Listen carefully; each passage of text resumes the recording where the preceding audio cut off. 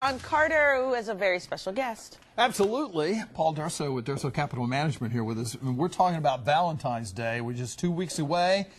And I tell you what, the cost of a romantic night out and buying gifts and things for your sweetheart can really add up. So, Paul, you've got some great ideas about maybe getting back to the basics. Tell us what you're thinking. Yeah, so, Valentine's Day has really gotten away from a Hallmark holiday. Now you're spending a lot of money on it's no more than a card and a bouquet of flowers anymore. Now we're spending lots of money.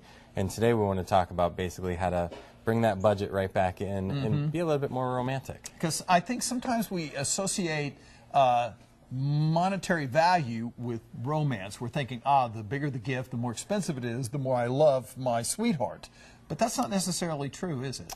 Well, I don't think so. I think we've grown into that where the more we spend, the more important we think somebody is. But in reality, I think we've lost the art of romance. And that's what we want to talk a little bit more about today. All right, tell me a little bit what you've got in mind here. Okay, so one of the big things that we do on Valentine's Day is what? We take somebody out to dinner, right? So the first thing that we might want to do is make them dinner. When I was young, I remember everybody in movies and television talking about, dating somebody and making them dinner. Today, when you go on television or watch a movie, it's always about taking somebody out. But you know what? Get in the kitchen, figure out what you're going to cook, pull up a chair and say, this is the chef's table, have a conversation with your girlfriend or your spouse, and cook. And there's so much romance there that we miss when we go out to dinner.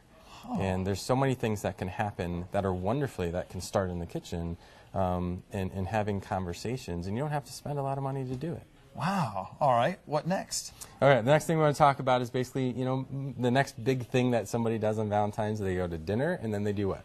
A movie. They go to a movie. Yes. So, you know what? Maybe at home, maybe set up your living room or wherever you're going to watch television or a movie. Go to Redbox, rent a movie, or go on demand and pick something to watch together. But maybe set it up in a romantic style, because you can't do that at the movie theater.